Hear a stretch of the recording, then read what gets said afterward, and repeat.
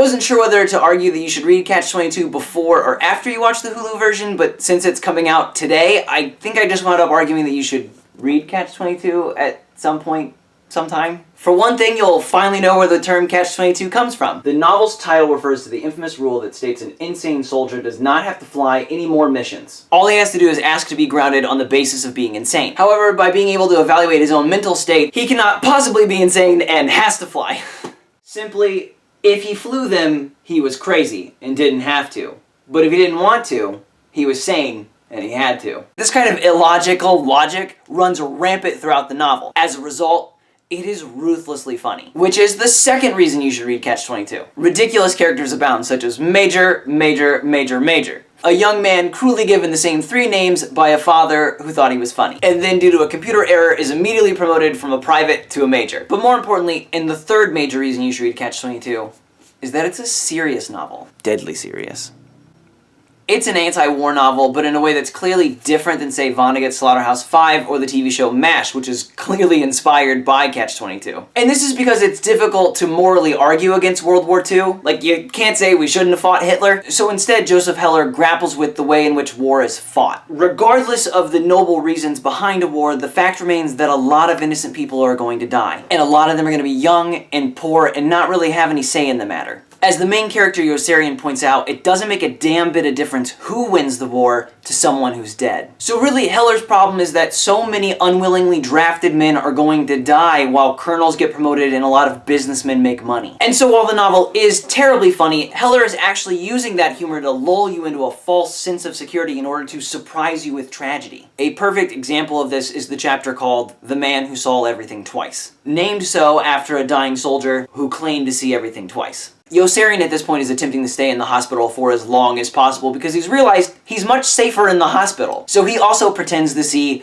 everything twice. The two are quarantined together, but unfortunately overnight, the man who actually saw everything twice dies. The doctor then reveals he knows Yossarian is faking his illness. And in exchange for not telling anyone, the doctor asks that Yossarian play the role of the man who actually saw everything twice. You see, the man's family has arrived and they had hoped to say goodbye before he was gone. Yossarian agrees, and what follows is this ridiculous scene in which Yossarian is a terrible actor and the dead man's family hardly notices that he's not really their son. But then the father has these parting words for his dying son, who is really Yossarian and not really dying. When you talk to the man upstairs, I want you to tell him something for me.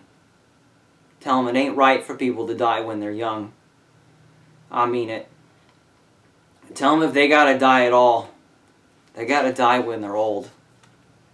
I want you to tell him that. I don't think he knows it ain't right, because he's supposed to be good, and it's been going on for a long, long time. Okay? Number 4.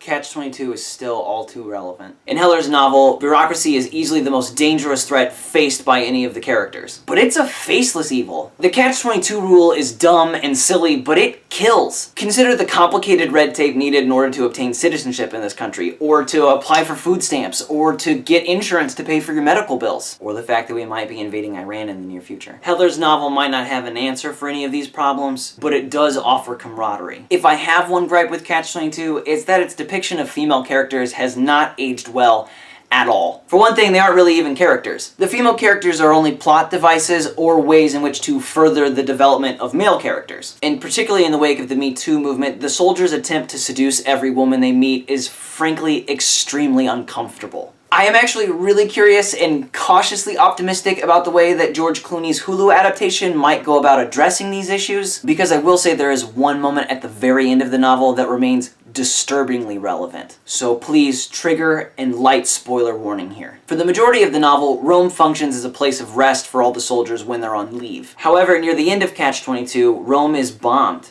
and the City of Hope becomes the City of Nightmares. Yossarian walks through the city and he eventually comes upon the soldiers' apartments, where he meets one of his fellow servicemen, Arfi. Arfi has just sexually assaulted and then murdered one of the Italian maids in the building. Sirens can be heard in the distance. Horrified, Yossarian asserts that Arfi will be held accountable. He'll be arrested, tried, and probably executed. Arfi disagrees, saying, quote, "I only raped her once." The police then enter the building and promptly arrest Yossarian for being in the city without a pass. They apologize to Arfi for interrupting. Rereading this section this last week in the wake of two prominent first offender cases in which two men are not serving prison time for sexually assaulting minors is just...